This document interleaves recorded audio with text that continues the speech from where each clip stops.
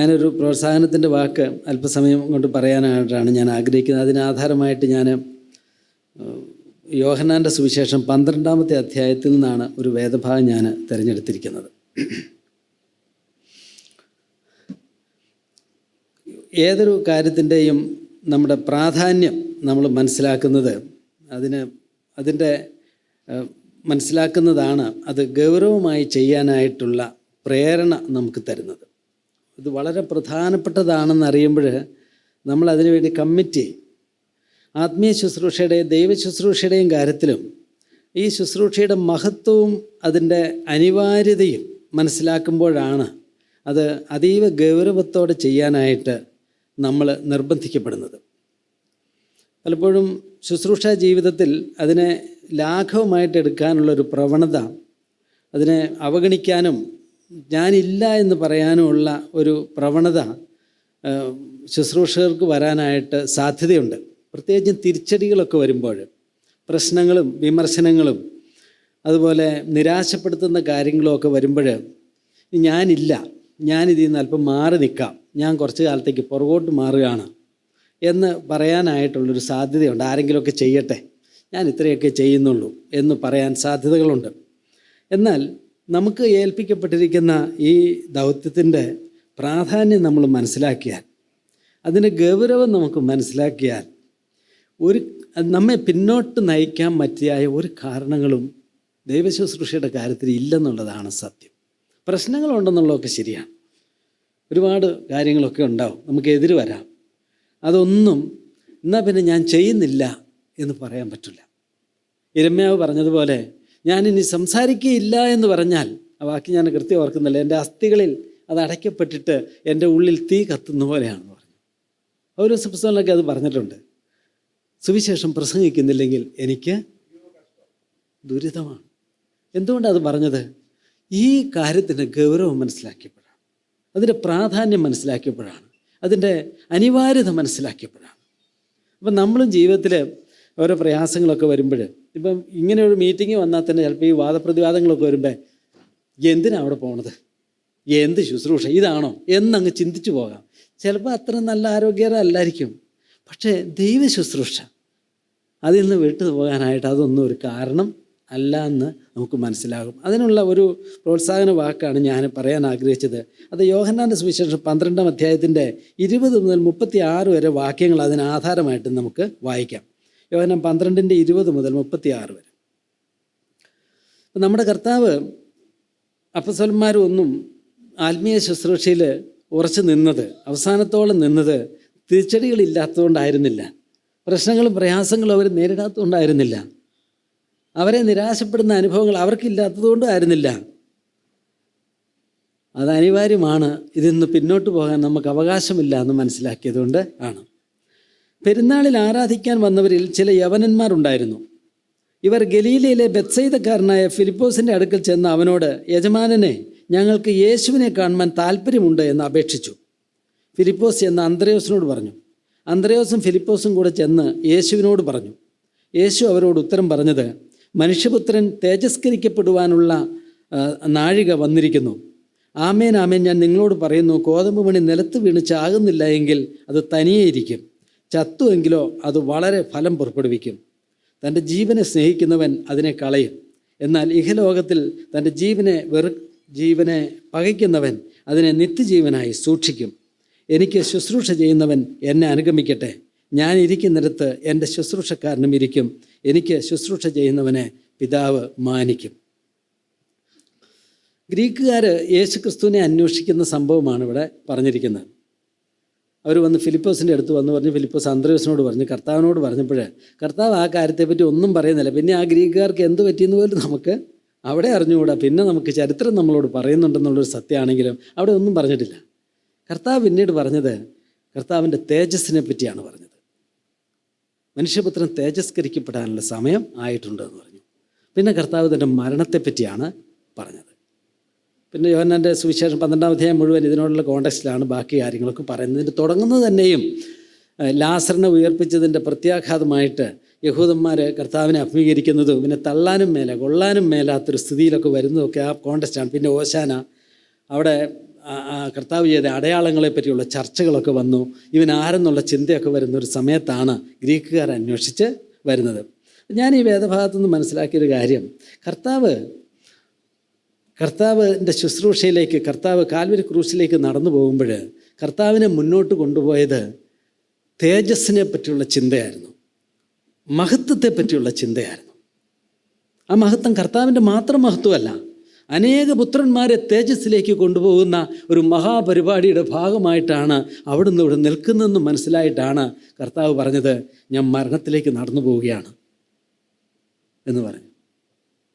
ഒരു പ്രായോഗിക ചിന്ത ഞാൻ പറഞ്ഞത്, പറയാൻ ആഗ്രഹിക്കുന്നത്, തേജസ്കരിക്കപ്പെട്ട ക്രിസ്തുവിനെ ലോകത്തിന് പരിചയപ്പെടുത്തുന്ന ത്യാഗപൂർണമായൊരു ദൗത്യമാണ് എന്നെയും നിങ്ങളെയും കർത്താവ് പരമേൽപ്പിച്ചിരിക്കുന്നത്. തേജസ്സിൻ്റെ ക്രിസ്തു, അവനെ പരിചയപ്പെടുത്തുന്ന ത്യാഗപൂർണമായ ദൗത്യം, അതാണ് നമ്മുടെ ദൗത്യം, ലോകത്തിന് പരിചയപ്പെടുത്തുന്ന ദൗത്യം. ഇവിടെ മനുഷ്യർ ക്രിസ്തുവിനെ അന്വേഷിക്കുന്നതാണ് ആദ്യം നമ്മൾ കണ്ടത്. അതൊരു വലിയ അന്വേഷണമാണ്. ലോകത്തിന് സത്യത്തിൽ ആവശ്യമായിരിക്കുന്നത് ആരെയാണെന്ന് നമുക്കേ അറിയാവുള്ളൂ. ഇപ്പോൾ ഒരു ഡോക്ടറെ അടുത്ത് പോയി രോഗമാണെന്ന് പറഞ്ഞാൽ ആ സിംറ്റംസൊക്കെ അവർക്ക് പറയാം. എന്നാൽ ഇതാണ് നിൻ്റെ പ്രശ്നം, ഇതാണ് നിൻ്റെ പരിഹാരം എന്ന് പറയുന്ന ആളെയല്ലേ നമ്മൾ ഡോക്ടർ എന്ന് പറയുന്നത്. അല്ലെങ്കിൽ ഒരു കൗൺസിലറെ അടുത്ത് പോയി അവരുടെ വിഷമം പറയുമ്പോൾ ഇതാണ് നിൻ്റെ പ്രശ്നം, ഇവിടെയാണ് ഇതിൻ്റെ പരിഹാരം എന്നല്ലേ പറയണ്ടേ. ഈ ലോകത്തിൻ്റെ പ്രശ്നം, അതിൻ്റെ പരിഹാരം അത് ക്രിസ്തുവാണ്. ഗ്രീക്കുകാർ കർത്താവിനെ അന്വേഷിക്കുന്നതിനെ പറ്റി അവിടെ പറയുന്നുണ്ടല്ലോ. ഗ്രീക്കുകാർ കർത്താവിനെ അന്വേഷിക്കുക എന്ന് പറയുമ്പോൾ അത് വളരെ പ്രസക്തമായൊരു കാര്യമാണ്. ഗ്രീക്കുകാർ വിജാതീയരാണ് അല്ലേ, വിജാതീയരായ മനുഷ്യരാണ്. ഈ ഗ്രീക്കുകാരെന്ന് പറയുമ്പോൾ നമ്മുടെയൊക്കെ മനസ്സിലേക്ക് വരുന്നത് എന്താ? ഈ ലോകത്തിന് ഒരു സംസ്കാരം അന്നുണ്ടെങ്കിൽ അത് ആർക്കേ ഉള്ളൂ? അത് ഗ്രീക്കുകാർക്കാണ്. അവരുടെ സോക്രട്ടീസും പ്ലേറ്റോയും ഒക്കെ നമുക്കറിയാം, ഫിലോസഫി നമുക്കറിയാം, അവരുടെ ശാസ്ത്രീയ മുന്നേറ്റങ്ങൾ അറിയാം, അവരുടെ ജനാധിപത്യ മുന്നേറ്റങ്ങൾ അറിയാം. എല്ലാം ഒന്നും നല്ലതാണെന്നൊന്നും പറയാൻ പറ്റില്ല. അവർക്കുണ്ടായിരുന്ന നല്ലതൊക്കെ നമ്മൾ അറിയുന്നുള്ളൂ, വളരെ ചീത്ത കാര്യങ്ങളും ഉണ്ടായിരുന്നു അവരുടെ ഇടയിൽ എന്നുള്ളതാണ് വേറൊരു യാഥാർത്ഥ്യം. എന്നാൽ ലോകത്തിലെ നന്മകളൊക്കെ അവർക്കറിയാം. പിന്നെ എന്തിനാണ് അവരിവിടെ വന്ന് ചോദിച്ചത്? അവർ വന്നിട്ട് ചോദിക്കുകയാണ്, ഞങ്ങൾക്ക് യേശുവിനെ കാണണം, യേശു ക്രിസ്തുവിനെ ഞങ്ങൾക്ക് പരിചയപ്പെടുത്തണം. ഇപ്പം യഹൂദർ പറയുന്നത് ഇവനെ വേണ്ട എന്നാണ് പറഞ്ഞുകൊണ്ടിരുന്നത്.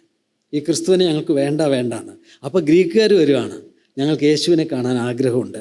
മിക്കവാറും ബെത്സൈദയിൽ നിന്ന് വന്നു എന്ന് പറയുന്നത്, ബെത്സൈദയിൽ ഒരു ഗ്രീക്ക് ഇൻഫ്ലുവൻസ് ഉള്ള ഒരു സ്ഥലമായിരുന്നു. അവിടെ തന്നെ ആണെങ്കിലും ഫിലിപ്പോസ് എന്നുള്ള പേരുകൾ പോലും ഗ്രീക്ക് പേരാണല്ലോ, അവിടെയുള്ള പല പേരുകളും ഗ്രീക്ക് പേരാണ്. അതുകൊണ്ടായിരിക്കും ഫിലിപ്പോസിനെ കണ്ടതും അന്ത്രയോസിനോടൊക്കെ സംസാരിച്ചൊരു കോണ്ടാക്റ്റ് പീപ്പിളായിട്ട് അവർ വന്നതായിരിക്കും.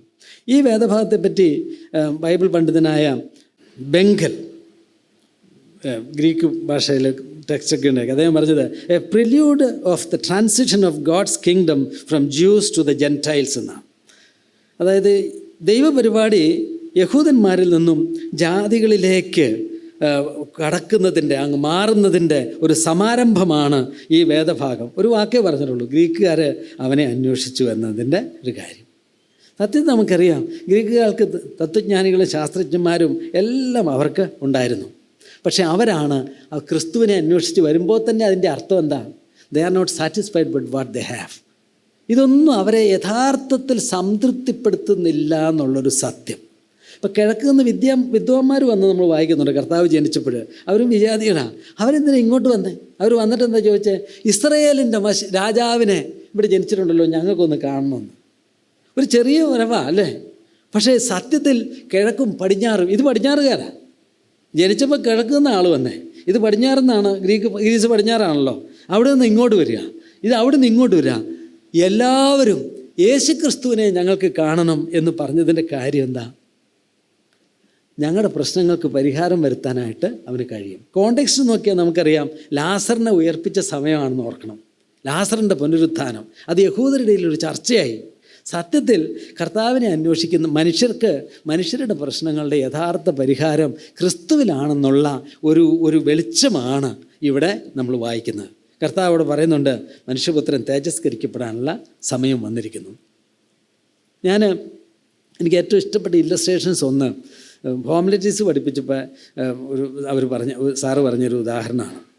അതിൽ ഈ പുൾപ്പിറ്റിൽ നിന്ന് പ്രസംഗിക്കുമ്പോൾ പുൾപ്പിറ്റിൽ നമ്മൾ പലതും എഴുതി വെക്കുമല്ലോ, നല്ല കാര്യങ്ങളൊക്കെ എഴുതി വെക്കും.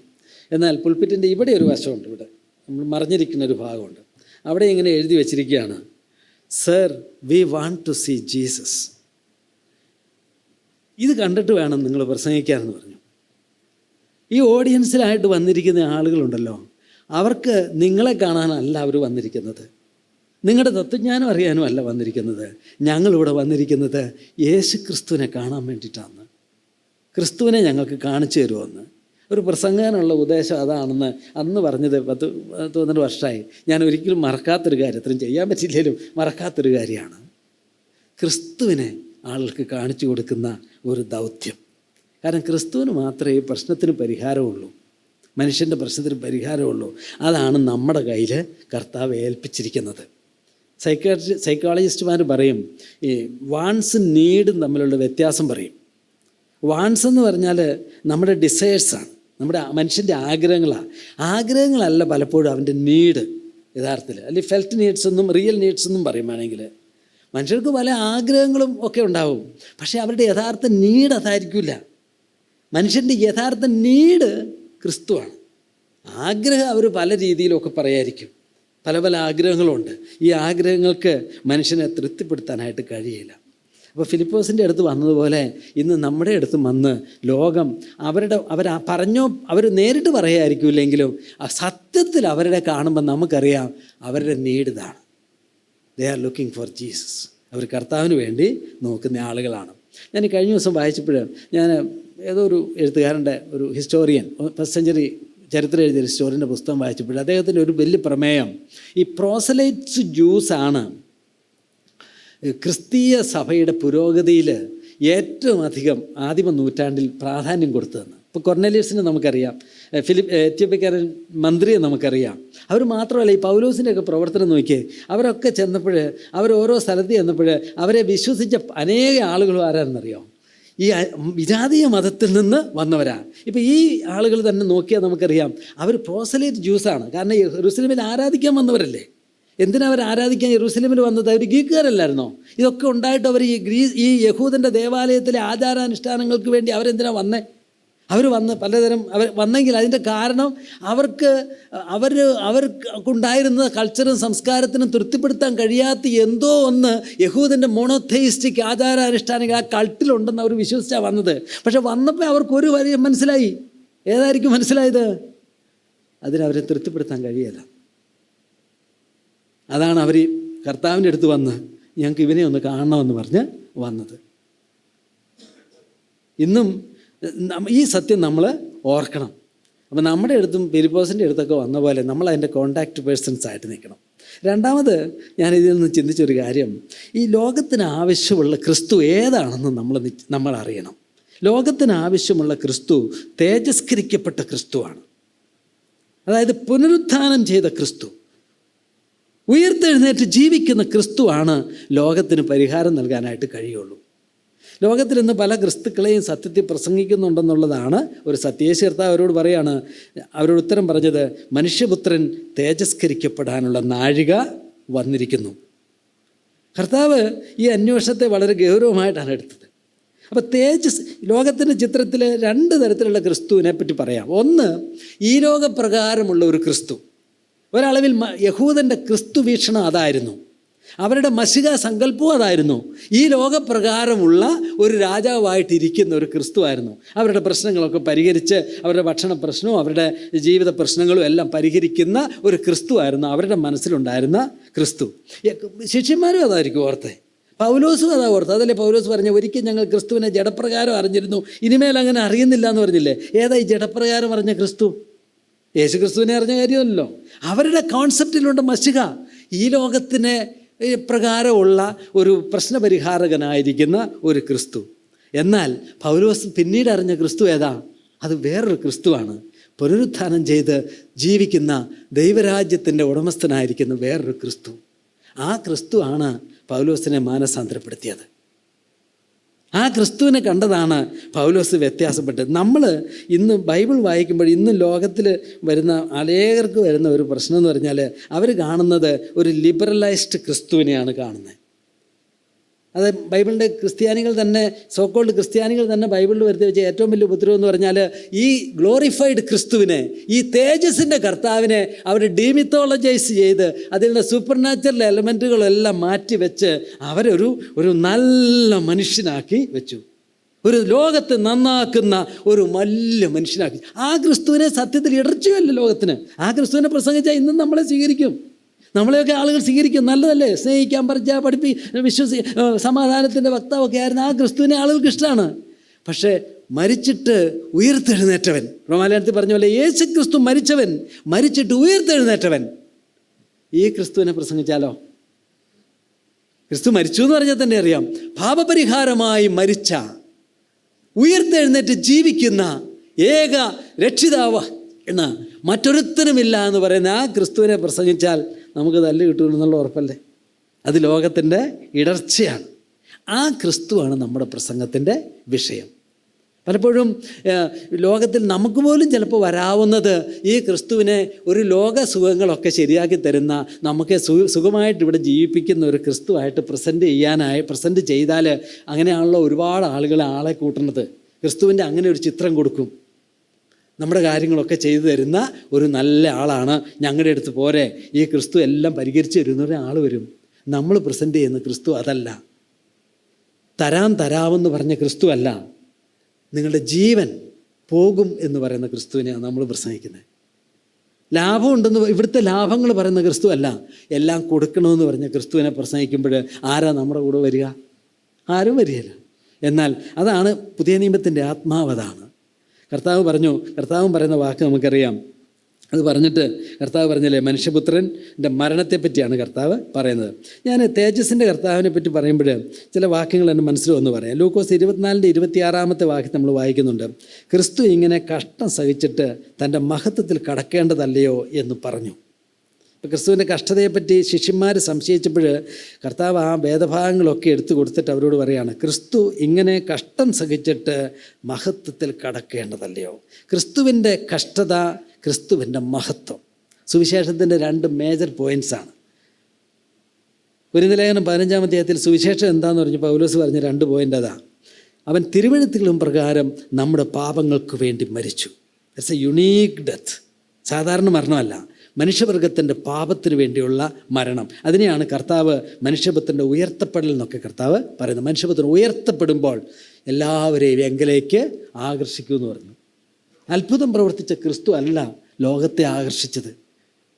അതിശയം ചെയ്ത ക്രിസ്തു അല്ല ലോകത്തെ ആകർഷിച്ചത്. മരിച്ചിട്ട് ഉയർത്തെഴുന്നേറ്റ ക്രിസ്തുവാണ്. അപ്പോസ്തലന്മാർ പ്രസംഗിച്ച ക്രിസ്തു. ഒരുപക്ഷെ അതിനു മുമ്പ് അവർ പ്രസംഗിച്ച ക്രിസ്തു വേറൊരു ക്രിസ്തു. അവർക്ക് ആ ക്രിസ്തുവിനെ അറിയാൻ മേലായിരുന്നു. ആ പുനരുദ്ധാനം ചെയ്ത ആ ക്രിസ്തു. പത്രോസ് പറഞ്ഞു, ഞങ്ങൾ നമ്മുടെ കർത്താവായ യേശു ക്രിസ്തുവിൻ്റെ ശക്തിയും പ്രത്യക്ഷതയും നിങ്ങളോട് അറിയിച്ചത് നിർമ്മിത കഥകളെ പ്രമാണിച്ചിട്ടല്ല, അവൻ്റെ മഹിമ കണ്ട സാക്ഷികൾ. എന്താണ് അവർ കണ്ടത്? ഈ ലോകത്തിലുള്ള കർത്താവിൻ്റെ പ്രവൃത്തികളെ അല്ല അവർ കണ്ടത്. ഉയർത്തെഴുന്നേൽപ്പിൻ്റെ മഹിമയാണ്, ആ തേജസ്സാണ് കണ്ടത്. മറുമലയിലിരുന്ന് ഞങ്ങൾ അവൻ്റെ തേജസ് കണ്ടു എന്ന് പറഞ്ഞു. പുനരുദ്ധാനം ചെയ്തപ്പോൾ ആ തേജസ് കണ്ടു എന്ന് പറഞ്ഞു. യാക്കോബ് പറഞ്ഞപ്പോഴും തേജസ്സുള്ളവനായ നമ്മുടെ കർത്താവ്. തേജസ് എന്നുള്ള വാക്ക് ബൈബിളിൽ ഒരുപാട് പുതിയ നിയമത്തിൽ ഉപയോഗിച്ചിട്ടുണ്ട്. പഴയ നിയമത്തിൽ ആ വാക്ക് ഉപയോഗിച്ചിട്ടുണ്ട്. അത് തേജസ് എന്നുള്ളതിന് ഗൗരവം, പ്രാധാന്യം എന്ന ആശയത്തിലാണ് പഴയ നിയമത്തിൽ ആ വാക്ക് കാബ് എന്ന് ഉപയോഗിച്ചത്. ഡോക്സ എന്നുള്ള വാക്കും ആ അർത്ഥത്തിലല്ലാതെ കുറേ വെട്ടവും വെളിച്ചവും അല്ലെങ്കിൽ ട്യൂബ്ലൈറ്റ് പോലെ മിന്നും എന്ന ആശയത്തിലല്ല തേജസ് എന്ന് പറഞ്ഞത്. എന്താ അതിൻ്റെ ആ ഗൗരവം, അതിൻ്റെ പ്രാധാന്യം, അതിൻ്റെ മഹത്വം, അതിൻ്റെ ഗ്ലോറി, ആ ആശയത്തിലാണ് തേജസ്സിനെ ഉപയോഗിച്ചിരിക്കുന്നത്. ആ കർത്താവ് ക്രിസ്തുവിൻ്റെ ദൈവിക തേജസ്സിനെ ഒഴിവാക്കി ശ്രേഷ്ഠനായ ഒരു മനുഷ്യനാക്കി പ്രദർശിപ്പിക്കാനുള്ള ഒരു ശ്രമം ലോകത്തിലുണ്ട്. എന്നാൽ നമ്മൾ ഇന്ന് പ്രസംഗിക്കുന്ന ക്രിസ്തു അങ്ങനെയുള്ള ഒരു സാമൂഹ്യ പരിഷ്കർത്താവോ ഈ ലോക നന്മകൾ നൽകുന്ന ക്രിസ്തുവോ അല്ല. ദൈവപുത്രനായ ക്രിസ്തു, ദൈവപ്രതിമയായ ക്രിസ്തുവിൻ്റെ തേജസ്സുള്ള സുവിശേഷം എന്ന് അപ്പോസ്തലന്മാർ പറയുന്നില്ലേ? ക്രിസ്തുവിൻ്റെ തേജസ്, ആ പുനരുദ്ധാനം ചെയ്ത ക്രിസ്തുവിൻ്റെ മുമ്പിൽ അവർ നിന്ന്. പൗലോസ് അതല്ലേ കണ്ടത്? ആ ക്രിസ്തുവിനെ കണ്ടപ്പോൾ അവൻ്റെ രാജ്യം ഈ ലോകപ്രകാരമുള്ള രാജ്യം അല്ല എന്ന് മനസ്സിലാക്കിയപ്പോൾ മരണത്തിനപ്പുറത്തേക്ക് നിലനിൽക്കുന്ന ഒരു ജീവിതമാണ് കർത്താവ് പഠിപ്പിച്ചതെന്ന് മനസ്സിലാക്കിയപ്പോൾ അതാ അവർ പ്രസംഗിച്ചത്. പഴയ നിയമം വായിച്ചു നോക്കിയാൽ ഈ സത്യം അവിടെ ഉണ്ടോ എന്ന് ചോദിച്ചാൽ നമ്മൾ തികഞ്ഞ് അന്വേഷിക്കേണ്ടി വരുമെന്ന് എനിക്ക് തോന്നി. അതാണോ പറഞ്ഞതെന്ന് ചോദിച്ചാൽ, നമ്മളതല്ലേ പഴയ നിയമത്തിൽ പുനരുദ്ധാനത്തെപ്പറ്റി ഒരു വാക്യമൊക്കെ ചകഞ്ഞ് കണ്ടുപിടിക്കണ്ടേ? അതുകൊണ്ടല്ലേ സദൂക്യരൊക്കെ ഉണ്ടായത്. ഇതൊന്നും വിശ്വസിക്കാതെ തന്നെ പഴയ നിയമ ഭക്തന്മാരായിട്ട് ഇരിക്കായിരുന്നു. അവർക്ക് ഒരു പുനരുദ്ധാനം ഇല്ലാന്നും മാലാഖ ഇല്ലാന്നും വിശ്വസിച്ച് ഭക്തന്മാരായിരിക്കുന്ന പുരോഹിതന്മാരായി ഈ ബലിയും കാഴ്ചയും ഒക്കെ നടത്തായിരുന്നു. സദൂക്യരെല്ലായിരുന്നു പല പുരോഹിതന്മാരും. ഇവർക്കിത് ചെയ്യായിരുന്നു. പുതിയ നിയമത്തിലേക്ക് വന്നപ്പോൾ അവർ വേറൊരു ലോകമാണ് കണ്ടത്. പഴയ നിയമത്തിൽ മറഞ്ഞു കിടന്നതും പുതിയ നിയമത്തിൽ സുവ്യക്തമായതുമായ വേറൊരു ലോകം അവർ കണ്ടു. ആ ലോകം ഏതാ? അതാണ് ദൈവരാജ്യം. അതിൻ്റെ ആധാരം എന്തായിരുന്നു? ക്രിസ്തു യേശു ഉയർത്തെഴുന്നേറ്റു. മരണത്തിനപ്പുറത്തേക്ക് ഒരധ്യായമുണ്ട്. അതിന് തെളിവ് ഞങ്ങളുടെ മുമ്പിൽ, ഞങ്ങളുടെ കൺമുമ്പിൽ വന്ന, ഞങ്ങൾ തൊട്ട് കണ്ട് കേട്ട് കൂടെ ഇരുന്ന് അനുഭവിച്ചവനായിരിക്കുന്ന ക്രിസ്തു ആണെന്ന് പറഞ്ഞപ്പോൾ പിന്നെ അവരുടെ പ്രസംഗത്തിൻ്റെ രൂപവും മാറി, ഭാവവും മാറി. പിന്നെ അവർ സ്വർഗം പ്രസംഗിക്കുന്ന മനുഷ്യരായിട്ട് തീർന്നു. അവർ പിന്നെ സ്വർഗത്തെപ്പറ്റി മാത്രമേ പറഞ്ഞിട്ടുള്ളൂ, ദൈവരാജ്യത്തെപ്പറ്റി മാത്രമേ പറഞ്ഞിട്ടുള്ളൂ. അവരുടെ പ്രസംഗവും അവരുടെ പ്രാർത്ഥനയും അവരുടെ ജീവിതവും അവരുടെ എംഫസിസും ഊന്നലുകളും എല്ലാം ഈ ലോകത്തിലെ കാര്യങ്ങളെപ്പറ്റി ആയിരുന്നില്ല, ദൈവരാജ്യത്തെപ്പറ്റിയായിരുന്നു. ഇപ്പോൾ കർത്താവിൻ്റെ പുനരുദ്ധാന ശേഷം കർത്താവ് 40 ദിവസം അവരുടെ കൂടെ ഇരുന്നില്ലേ? എന്താ കർത്താവ് പറഞ്ഞത്? ദൈവരാജ്യം സംബന്ധിച്ച കാര്യങ്ങൾ പറഞ്ഞു. അതാ മെസ്സേജ്. ആ മെസ്സേജിന് കർത്താവ് കൊടുത്ത എവിഡൻസ് എന്താ?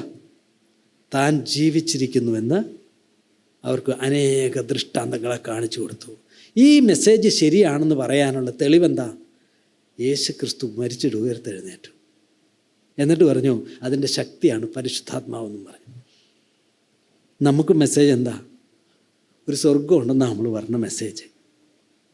ഈ കഴിഞ്ഞ ദിവസം ഞങ്ങൾ യാത്ര ചെയ്തപ്പോഴാണ് ചാറ്റ് ജി പി ടി ആണെന്ന് തോന്നുന്നു, അത് അടിച്ചിട്ട് ഇങ്ങനെ ഒരു ചോദ്യം ചോദിച്ചു, ഒരു സ്വർഗം ഉണ്ടോ?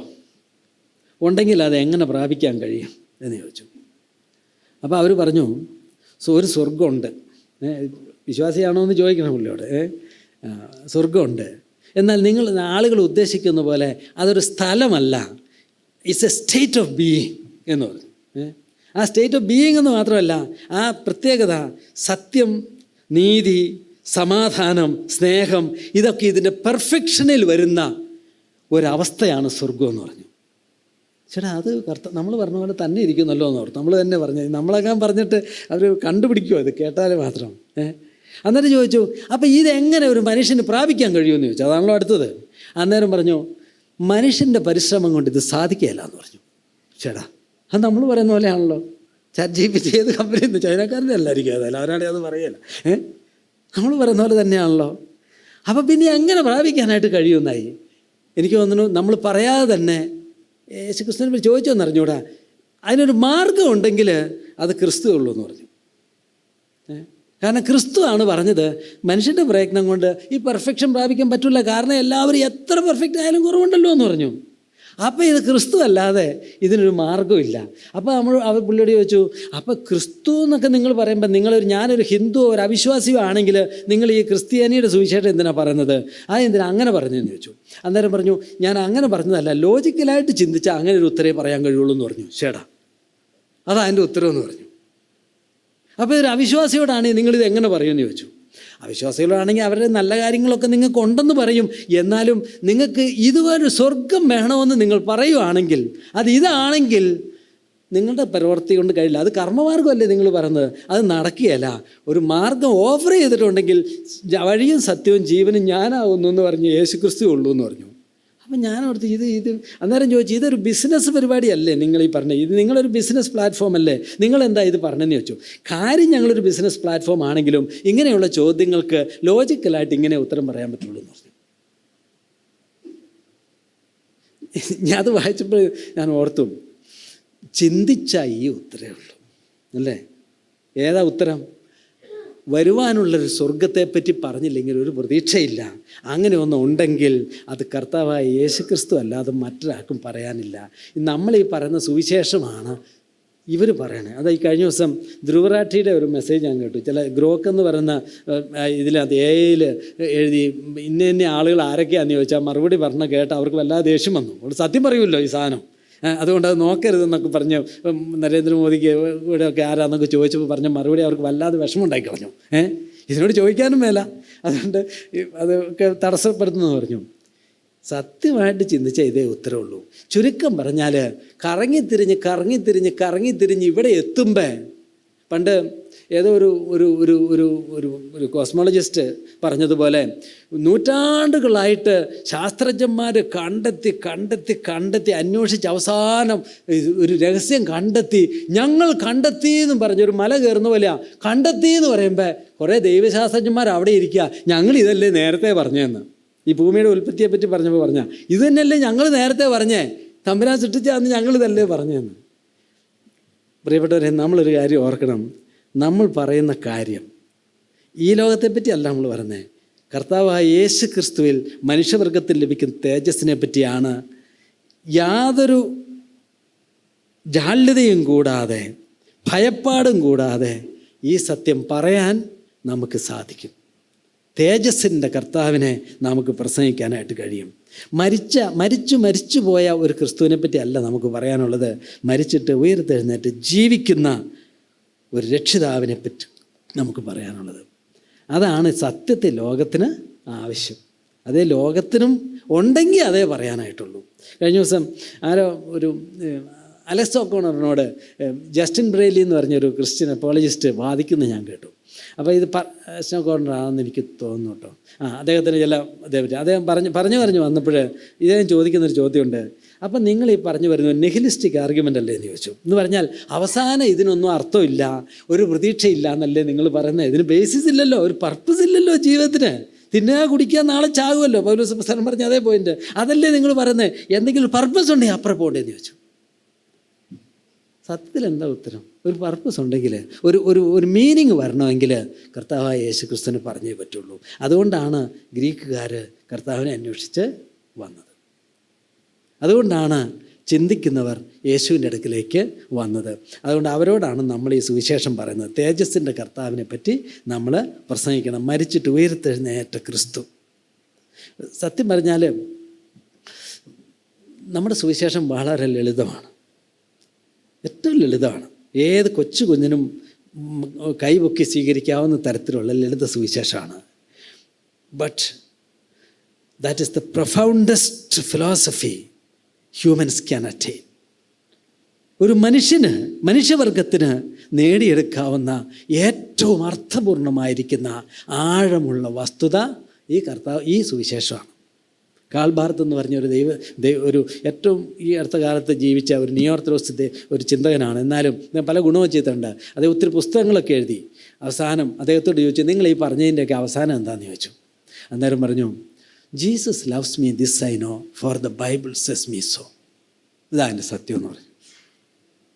ഒരു യേശു ക്രിസ്തു ഉണ്ട്, അവൻ എന്നെ സ്നേഹിക്കുന്നുണ്ട്, അവൻ പറഞ്ഞത് ആ സത്യം. നമ്മളതിൻ്റെ വക്താക്കളല്ലേ? ബാക്കി കാര്യങ്ങളൊക്കെ പറയാൻ ഈ ലോകത്തിൽ എന്തോരോ ആളുകളുണ്ട്. സാമൂഹ്യ പ്രവർത്തനം നടത്താൻ എന്തോരോ ആളുകളുണ്ട്. നമ്മൾ ചെയ്യേണ്ടതല്ല, ഒക്കെ എല്ലാവരും നമ്മളെക്കാളും നന്നായി ചെയ്യാൻ കഴിയും. ഈ ലോകത്തെ നന്നാക്കാനായിട്ട് അവരുടെ കൂടെ നമുക്ക് നിൽക്കാം, നമുക്കും പണിയുന്ന ആളുകളായിട്ടിരിക്കാം. പക്ഷേ തേജസ്സിൻ്റെ കർത്താവിനെ പ്രസംഗിക്കാനായിട്ട് എനിക്ക് നിങ്ങൾക്ക് മാത്രമേ കഴിയുള്ളൂ. കാരണം കാണാത്തവരെങ്ങനെ പറയും? യേശുക്രിസ്തുവിൻ്റെ പുനരുത്ഥാനം സത്യത്തിൽ നമുക്ക് നൽകപ്പെട്ട ഒരു സത്യമാണ്. ഈ ലോകത്തോടെ എത്ര പറഞ്ഞാലും ഒരു വിശ്വസിക്കില്ല. മരണം എല്ലാവരും വിശ്വസിക്കും. യേശുക്രിസ്തു എല്ലാവർക്കും മരിച്ചു എന്ന് പറഞ്ഞാൽ എല്ലാവരും വിശ്വസിക്കും. അത് ഈ ലോകത്തിലെ പൊതു ഫീൽഡാണ്. ക്രിസ്തു ഉയർത്തെഴുന്നേറ്റു എന്നുള്ളത് to an extent it's a private gospel. അത് ആർക്കാ കൊടുത്തത്? എല്ലാവരുടെ മുമ്പിൽ കർത്താവ് എന്നും പരസ്യമായിട്ടാണ് മരിച്ചത്. എല്ലാവരുടെയും മുമ്പിൽ പോയിട്ട് ഉയർത്തെഴുന്നേറ്റില്ലല്ലോ. അത് നമുക്കുള്ളതാണ്. എന്നാൽ അതാണ് ലോകത്തിൻ്റെ ഉത്തരം. ഒരു ദൈവത്തിൻ്റെ മുൻനിർണയത്തിലും ദൈവത്തിൻ്റെ സർവാധികാരത്തിലും വിശ്വസിക്കുന്ന നമ്മളെ സംബന്ധിച്ചിടത്തോളം കാണാതെ പോയ ആ ആടുകളെ കണ്ടെത്തി രക്ഷിക്കാനായിട്ടുള്ള മഹാദൗത്യത്തിൽ ഈ ക്രിസ്തുവിനെ പരിചയപ്പെടുത്തുന്ന ആളുകളായിട്ട് നമുക്ക് നിൽക്കാം. ആ തേജസ്സിൻ്റെ കർത്താവിനെ നമുക്ക് പ്രസംഗിക്കാം. പുനരുത്ഥാനത്തിൻ്റെ ആത്മീയ തേജസ്സാണ് നമ്മുടെ പ്രസംഗത്തിൻ്റെ വിഷയം. കർത്താവ് പറഞ്ഞത് ഒക്കെ അതുതന്നെയാണ്. കർത്താവ് പറഞ്ഞു, ഞങ്ങൾ ഉയരത്തിലുള്ള കാര്യമാണ് ഞങ്ങൾ പറയുന്നതെന്ന് പറഞ്ഞു. അത് പറയാനല്ലേ കർത്താവ് വന്നേ? നമ്മളെ ഏൽപ്പിച്ചെന്താ? ആ കാര്യം പറയാനാണ്. ഈ കാര്യം പറയാൻ എല്ലാവർക്കും കഴിയും. ആ കർത്താവിനെ നമുക്ക് പ്രസംഗിക്കാം. ഒരു കാര്യം കൂടി പറഞ്ഞ് ഞാൻ അവസാനിപ്പിക്കാം. കർത്താവ് പിന്നീട് മരണത്തെപ്പറ്റിയാണ് പറഞ്ഞു. ആമേൻ ആമേൻ ഞാൻ നിങ്ങളോട് പറയുന്നു, ഗോതമ്പ് മണി നിലത്ത് വീണ് ചാകുന്നില്ലെങ്കിൽ അത് തനിയെ ഇരിക്കും, ചത്തുവെങ്കിലോ വളരെ വിളവ് നൽകും. തേജസ്സിനെ പറ്റി പറഞ്ഞിട്ട് കർത്താവ് പറഞ്ഞു, മരണത്തെപ്പറ്റി കർത്താവ് പറഞ്ഞു. സെൻ്റ് അഗസ്റ്റിൻ അതേപ്പറ്റി എഴുതിയതായിരിക്കുന്ന ഒരു വാക്കുണ്ട്, death of Christ was the death of the most fertile grain of wheat. ഏറ്റവും ഫലപ്രദമായിരിക്കുന്ന ഒരു ഗോതമ്പ് മണിയുടെ മരണമായിരുന്നു കർത്താവായ യേശു ക്രിസ്തുവിൻ്റെ മരണം. ഒത്തിരി ഗോതമ്പ് മണികൾ, ഒരു ഗോതമ്പ് മണി. കർത്താവ് പറഞ്ഞു, ഇബ്രാഹിം അപ്പസ്തലന്മാർ എഴുതി, സകലത്തിനെല്ലാവർക്കും കാരണഭൂതനുമായവൻ അനേക പുത്രന്മാരെ തേജസ്സിലേക്ക് നടത്തുമ്പോൾ അവരുടെ രക്ഷാനായകനെ കഷ്ടാനുഭവങ്ങളാൽ തികഞ്ഞവനാക്കുന്നത് യുക്തം ആയിരുന്നു. അനേകരെ തേജസ്സിലേക്ക് നടത്തുക. തേജസ്സിൻ്റെ കർത്താവ്, ആ തേജസ്സിലേക്കുള്ള നടക്കൽ കഷ്ടതയിലൂടെയാണ്. കർത്താവ് പിന്നീട് ഒരു ആത്മകഥം ചെയ്യുന്നുണ്ട്, പിതാവേ ഈ നാഴികയിൽ നിന്ന് എന്നെ രക്ഷിക്കണമേ എന്ന് കർത്താവ് പ്രാർത്ഥിക്കും. ഗത്സമനയിലെ പ്രാർത്ഥന പോലെയാണ്. എന്നിട്ട് പറഞ്ഞു അല്ല എന്ന് പറഞ്ഞു. എന്നിട്ട് ഈ നാഴികയിലേക്കാണല്ലോ ഞാൻ വന്നതെന്ന് പറഞ്ഞു. ആ നാഴിക ഏതാ? എന്നെയും നിങ്ങളെയും തേജസ്സിലേക്ക് നടത്തുന്ന മരണത്തിൻ്റെ നാഴികയായിരുന്നത്. പിശാചിൻ്റെ നമ്മുടെ മേൽ ആധിപത്യത്തെ തകർക്കുന്നതായിരിക്കുന്ന ആയുധവർഗം വെപ്പിക്കുന്ന ആ മരണത്തിലേക്കാണ് കർത്താവ് നടന്നു പോയത്. കർത്താവ് അത് കഴിഞ്ഞ് പറഞ്ഞു, തൻ്റെ ജീവനെ സ്നേഹിക്കുന്നവൻ അതിനെ കളയും, ഇഹലോകത്തിൽ തൻ്റെ ജീവനെ പകയ്ക്കുന്നവൻ അതിനെ നിത്യജീവനായി സൂക്ഷിക്കും. എനിക്ക് ശുശ്രൂഷ ചെയ്യുന്നവൻ എന്നെ അനുഗമിക്കട്ടെ, ഞാൻ ഇരിക്കുന്നിടത്ത് എൻ്റെ ശുശ്രൂഷക്കാരനും ഇരിക്കും. എനിക്ക് ശുശ്രൂഷ ചെയ്യുന്നവനെ പിതാവ് മാനിക്കും. അത് നമ്മളോട് പറഞ്ഞാൽ എൻ്റെ കൂടെ പോരാൻ. എന്തിനാ വരുന്നത്? കൊടുക്കാൻ. എന്ത് കൊടുക്കാനാ? സകലതും കൊടുക്കാൻ. അനേകരെ തേജസ്സിലേക്ക് നടത്തുന്ന ഈ പരിപാടിയിൽ നമുക്ക് നമ്മുടെ ജീവൻ കൊടുക്കാം, നമുക്ക് നമ്മുടെ പണം കൊടുക്കാം, നമ്മുടെ ആരോഗ്യം കൊടുക്കാം, നമ്മുടെ കഴിവ് കൊടുക്കാം, നമ്മുടെ ശക്തി കൊടുക്കാം. മരിക്കേണ്ടി വന്നാൽ അതിനു വേണ്ടി നമുക്ക് മരിക്കാം. സത്യത്തിൽ സുവിശേഷം എന്ന് പറയുന്നത് ജീവൻ എന്തിനു വേണ്ടി കൊടുക്കും എന്നതിൻ്റെ ഒരു തീരുമാനമാണ് നമ്മൾ തീരുമാനിച്ചത്. എന്തിനു വേണ്ടിയാണ് മരിക്കാൻ പോകണം? ഏതായാലും നമ്മൾ മരിക്കണം. രാഷ്ട്രീയ പാർട്ടിക്ക് വേണ്ടി മരിക്കണോ, മക്കൾക്ക് വേണ്ടി മരിക്കണോ, നാടിന് വേണ്ടി മരിക്കണോ, അങ്ങനെയൊക്കെ മരിക്കുന്നവരൊക്കെ ഉണ്ട്. നമ്മളെടുത്ത തീരുമാനം ഏതാ? യേശു ക്രിസ്തുവിൻ്റെ ദൈവരാജ്യ പരിപാടിക്ക് വേണ്ടി മരിക്കാൻ. എല്ലാവരും മരിക്കേണ്ടതൊന്നും വരില്ലായിരിക്കും ചിലപ്പോൾ, അതുപോലെ. എന്നാലും മരിച്ചാൽ മരിക്കുമല്ലോ, ഇത് രക്തസാക്ഷികളൊന്നാവുകയല്ലായിരിക്കും. എന്നാലും ജീവൻ കൊടുക്കുന്നത് അതിനു വേണ്ടിയിട്ടാണ്.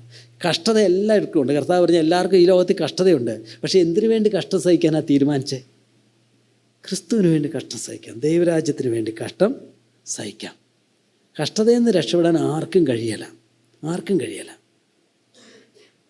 പക്ഷേ എന്തിനു വേണ്ടി കഷ്ടം സഹിക്കുന്നത് തീരുമാനിക്കാൻ നമുക്ക് കഴിയും. ആ തെരഞ്ഞെടുപ്പ് നമ്മൾ എടുത്തിട്ടുണ്ട്. തേജസ്സിൻ്റെ കർത്താവിനെ പ്രസംഗിക്കുന്നതിന് വേണ്ടി തോമസ് പറഞ്ഞ പോലെ നമുക്കും അവനോടുകൂടെ പോയി മരിക്കാം. അവരോടുകൂടെ പോയി മരിക്കാം, ഇവരോടുകൂടെ പോയി മരിക്കാം, പലതിനും പോയി മരിക്കാം. നമുക്ക് പലതിനും പോയി ഏതായാലും മരിക്കണ്ടേ, ഏതായാലും കഷ്ടപ്പെടണം. എന്നാൽ നമ്മളെടുത്ത തീരുമാനം മരിക്കാൻ മതിയായ ഒരു കാരണമുണ്ടല്ലോ, യേശു ക്രിസ്തുവിന് വേണ്ടി മരിക്കാം, സുവിശേഷത്തിന് വേണ്ടി. ഇബ്രാഹിം 11 പറഞ്ഞതുപോലെ ഏറ്റവും നല്ലൊരു ഉയർത്തെഴുന്നേൽപ്പ് ലഭിക്കേണ്ടതിന് അവർ ഉദ്ധാരണം കൈക്കൊള്ളാതെ ഭേദ്യമേറ്റു എന്ന് പറഞ്ഞിട്ട്. പ്രശ്നങ്ങളും പീഡനങ്ങളും പ്രയാസങ്ങളും ഒക്കെ വരുമ്പോൾ നമ്മളെ ധൈര്യപ്പെടുത്തുന്നത് നമ്മുടെ മരണം നഷ്ടമല്ല. മലയിലെ പ്രസംഗത്തിൽ കർത്താവ് അഷ്ടഭാഗ്യങ്ങൾ പറഞ്ഞപ്പോൾ, ആത്മാവ് ദരിദ്ര ഭാഗ്യവാന്മാരെന്ന് പറഞ്ഞ ആ കാര്യങ്ങളൊക്കെ പറഞ്ഞപ്പോൾ കർത്താവ് പറഞ്ഞെന്താ? എല്ലാം നഷ്ടങ്ങളുടെ കണക്കാണ് പറഞ്ഞത്. എന്നിട്ട് കർത്താവ് ഒരു ലാഭത്തിൻ്റെ കണക്കും കൂടെ പറഞ്ഞു. ഇവിടെ നഷ്ടം, അവിടെ ലാഭം. ഇവിടെ നഷ്ടം കൊടുത്ത് കർത്താവിനെ വിറ്റ് വില വാങ്ങുന്ന കാര്യമല്ല. ഇവിടെ നഷ്ടപ്പെടുക, കൊടുക്കുക, അവിടെ നമുക്ക് കൊയ്യാം, അവിടെ നമുക്ക് സ്വന്തമാക്കാം. റോമാലേഖനം 8-ാം അധ്യായത്തിലാണ് അത് ഏറ്റവും മനോഹരമായിട്ട് പറഞ്ഞതായിട്ട് എനിക്ക് തോന്നുന്നത്. ക്രിസ്തുയേശു മരിച്ചവൻ, മരിച്ചിട്ട് ഉയർത്തെഴുന്നേറ്റവൻ, അവൻ ദൈവത്തിൻ്റെ വലത്തുഭാഗത്തിരിക്കുകയും നമുക്ക് വേണ്ടി പക്ഷപാതം കഴിക്കുകയും ചെയ്യുന്നു. ക്രിസ്തുവിൻ്റെ സ്നേഹത്തിൽ നിന്ന് നമ്മെ വേർപിരിക്കുന്നതാർ? കഷ്ടതയോ സങ്കടമോ ഉപദ്രവമോ പട്ടിണിയോ നഗ്നതയോ ആപത്തോ വാളോ? നിൻ്റെ നിമിത്തം ഞങ്ങളെ ഇടപെടാതെ കൊല്ലുന്നു. അറുക്കുവാനുള്ള ആടുകളെപ്പോലെ എണ്ണുന്നു എന്ന് എഴുതിയിരിക്കുന്നുവല്ലോ. നാമോ നമ്മെ സ്നേഹിച്ചവൻ മുഖാന്തരം ഇതിലൊക്കെയും പൂർണ്ണ ജയം പ്രാപിക്കുന്നു. മരണത്തിനോ ജീവനോ ദൂതന്മാർക്കോ വാഴ്ചകൾക്കോ അധികാരങ്ങൾക്കോ ഇപ്പോഴുള്ളതിനോ വരുവാനുള്ളതിനോ ഉയരത്തിനോ ആഴത്തിനോ മറ്റ് യാതൊരു സൃഷ്ടിക്കോ നമ്മുടെ കർത്താവായ യേശു ക്രിസ്തുവിലുള്ള ദൈവസ്നേഹത്തിൽ നിന്നും നമ്മെ വേർപിരിക്കാൻ കഴിയുകയില്ല എന്ന് ഞാൻ ഉറച്ചിരിക്കുന്നു. ശുശ്രൂഷയിൽ പ്രതിബന്ധങ്ങളുണ്ടാവില്ലേ? പ്രയാസങ്ങളുണ്ടാവില്ലേ? പ്രശ്നങ്ങളുണ്ടാവില്ലേ? അഭിപ്രായ വ്യത്യാസങ്ങളുണ്ടാവില്ലേ? തകർച്ചകളും പരാജയങ്ങളും ഉണ്ടാവില്ലേ? കുടുംബത്തിൽ നിന്ന് വരാൻ മേലെ, സ്വന്തം ജീവിത പങ്കാളിയിൽ നിന്ന് വരാൻ മേലെ, സഹപ്രവർത്തകർ വരാൻ മേലെ. കർത്താവിനതല്ലേ വന്നേ? അപ്പോസ്തലന്മാർ പറഞ്ഞില്ലേ, ഞാൻ പോയി കഴിയുമ്പോൾ കൊടി എന്നാക്കാൻ നിങ്ങളുടെ ഇടയിൽ നിന്ന് വരുമെന്ന് പറഞ്ഞില്ലേ? വന്നു. പക്ഷെ ദൈവപരിപാടി എവിടെ എത്തിയെന്ന് നോക്കിയേ. അത് വിജയിപ്പിക്കും. ദൈവം ആ പ്രോഗ്രാം വിജയിപ്പിക്കും. എല്ലാ പുതിയ നിയമത്തിലെ സഭകളെല്ലാം ഇന്നുണ്ടോ? നമ്മൾ പറയും ആ സഭകളൊന്നും ഇല്ലയെന്ന്. ഇല്ല. പക്ഷേ കർത്താവിൻ്റെ പ്രോഗ്രാം എങ്ങനെയാണെന്ന് നോക്കിയേ. എൻ്റെ അടുത്തെത്തി, എന്നെ രക്ഷിച്ചല്ലോ, നിങ്ങളെ രക്ഷിച്ചില്ലേ? എല്ലാവരെയും കർത്താവ് ആ പ്രോഗ്രാമിൻ്റെ ഭാഗമാണ്. പൗലോസ് പറഞ്ഞു, ഞങ്ങളതുകൊണ്ട് പുറകോട്ട് പോകുന്ന ഒരു വിഷയം ഞങ്ങൾക്കില്ല എന്ന് പറഞ്ഞു. സത്യത്തിൽ ക്രിസ്തുവിൻ്റെ സ്വർഗീയ മഹത്വം കണ്ടതാണ് നമ്മൾ വിശ്വസിക്കാനായിട്ട് കാരണം. 12-ാം അധ്യായത്തിൽ പിന്നീട് പറയുന്നുണ്ട്, യെശയ്യാവ് അവൻ്റെ മഹത്വം കണ്ട് അവനെക്കുറിച്ച് സംസാരിച്ചതുകൊണ്ടാവും ഇത് പറഞ്ഞതെന്ന്. അത് വലിയൊരു വാക്യമാണ്, നിങ്ങൾക്കറിയാമല്ലോ. യെശയ്യാവ് കണ്ടത് യെശയ്യാപ്രവചനം 6-ാം അധ്യായത്തിലാണ്. കർത്താവ് ഉയർന്നും പൊങ്ങി നമ്മൾ സിംഹാസനത്തിലിരിക്കുന്നത് കണ്ടു. അവിടുത്തെ ഒരു വാക്ക് കോട്ട് ചെയ്തു. ഈ ജനം അതരം കൊണ്ട് കണ്ടിട്ടും കണ്ണുകൊണ്ട് കണ്ടിട്ടും വിശ്വസിക്കുക, അതരം കൊണ്ട് കേട്ടും വിശ്വസിക്കുന്നില്ല. കർത്താവെ, ഞങ്ങൾ പ്രസംഗിച്ച് ആരും വിശ്വസിച്ചില്ലല്ലോ എന്ന് ഉള്ള 6-ന്റെ അവസാനത്തെ വാക്യം എടുത്തിട്ട് പറയുകയാണ്, യെശയ്യാവ് അവൻ്റെ മഹത്വം കൊണ്ട്. ഈ അവൻ്റെ മഹത്വം എന്ന് പറഞ്ഞത് ആരുടെ മഹത്വം എന്നറിയോ? യേശുവിൻ്റെ മഹത്വമാണ്. നമ്മളെന്താ വിശ്വസിച്ചത്? 12 തന്നെ കുറേ പേര് വിശ്വസിക്കാത്തതിനെ പറ്റി പറഞ്ഞു. എന്നിട്ട് പിന്നെ പറഞ്ഞു കുറേ പേര് വിശ്വസിച്ചു എന്നും പറഞ്ഞു. നമ്മളെന്താ വിശ്വസിച്ചത്? ക്രിസ്തുവിൻ്റെ സ്വർഗീയ മഹത്വം കണ്ട് വിശ്വസിച്ചതാണ്. ഒരുപക്ഷെ നമ്മൾ വന്നത് രോഗം മാറിയതുകൊണ്ടോ അല്ലെങ്കിൽ ആ സമാധാനം കിട്ടിയോണ്ടോ മദ്യപാനം നിർത്തിച്ചുകൊണ്ടോ ഒക്കെ ആയിരിക്കും വന്നത്. അതൊക്കെ വരാനുള്ള ചില മോട്ടിവേഷൻസൊക്കെ ആയിരിക്കും, ചിലപ്പോൾ വരുമായിരിക്കും. പക്ഷെ നമ്മൾ നിൽക്കുന്നത് എന്തുകൊണ്ടാണ്? നിത്യജീവൻ്റെ വചനങ്ങൾ നിൻ്റെ പക്കൽ ഉണ്ട്. കർത്താവേ, ഞങ്ങൾ ആരുടെ അടുക്കൽ പോകും? നീ ദൈവത്തിൻ്റെ പരിശുദ്ധനെന്ന് ഞങ്ങൾ അറിഞ്ഞും വിശ്വസിച്ചും ഇരിക്കുന്നു. നമ്മളെ നിർത്തുന്നതാണ് ദൈവ തേജസ്, കർത്താവിൻ്റെ മുഖത്തിലുള്ള ദൈവ തേജസ്സിൻ്റെ പ്രത്യക്ഷത. ആ തേജസ്സാണ് നമ്മളെ അതിജീവിക്കാൻ, ഉറച്ചു നിൽക്കാനായിട്ട് നമ്മെ ധൈര്യപ്പെടുത്തുന്നത്. നമുക്ക് ലോകത്തിന് ചെയ്യാവുന്ന ഏറ്റവും വലിയ ഉപദ്രവം ഈ യേശുക്രിസ്തുവിനെ മറച്ചു വയ്ക്കുന്നതാണ്. എന്തെങ്കിലും ചെയ്യാനുണ്ടെങ്കിൽ ഈ ക്രിസ്തുവിനെ കാണാതെ വണ്ണം നമ്മുടെ ജീവിതം കൊണ്ടോ വാക്കുകൾ കൊണ്ടോ ദുർസാക്ഷ്യം കൊണ്ടോ പറയാതിരിക്കുന്നത് കൊണ്ടോ ഒക്കെ മറച്ചു വെച്ചാൽ, അതാണ് കർത്താവ് വിളക്ക് കത്തിച്ച് കട്ടിലിൻ്റെ അടി വയ്ക്കാമെന്ന് കർത്താവ് പറഞ്ഞത്, അല്ലെങ്കിൽ പറയുടെ കീഴിൽ വയ്ക്കാമെന്ന് പറഞ്ഞത്. നമ്മളെ വിളിച്ചിരിക്കുന്നത് തേജസ്കരിക്കപ്പെട്ട ക്രിസ്തുവിനെ ഈ ലോകത്തിന് പരിചയപ്പെടുത്താൻ വേണ്ടിയാണ്. അത് ത്യാഗപൂർണമായൊരു ദൗത്യമാണ്. അതിൽ നിന്ന് പുറകോട്ട് പോകാൻ പറ്റിയല്ല. കർത്താവ് പറഞ്ഞൊരു വാക്കും കൂടെ പറഞ്ഞ് ഞാൻ അവസാനിപ്പിക്കാം. ലൂക്കോസ് 19 കർത്താവ് പറഞ്ഞു, ഇവർ മിണ്ടാതിരുന്നാൽ ഈ കല്ലുകൾ ആർത്ത് വിളിക്കും. നമുക്ക് ഈ കർത്താവിനെ പ്രസംഗിക്കാം. അതാണ് ലോകത്തിന് ആവശ്യം. അതാണ് നമ്മളെ ഏൽപ്പിച്ചിരിക്കുന്ന ദൗത്യം. അതിനുവേണ്ടി എന്ത് ത്യാഗം സഹിക്കേണ്ടി വന്നാലും പുറകോട്ട് പോകരുത്. നമുക്ക് വേണ്ടി ഒരുക്കപ്പെട്ടിരിക്കുന്നത് നഷ്ടമല്ല, ഇത് ലാഭമാണ്. ദൈവനാമം മഹത്വപ്പെടുമാറാകട്ടെ.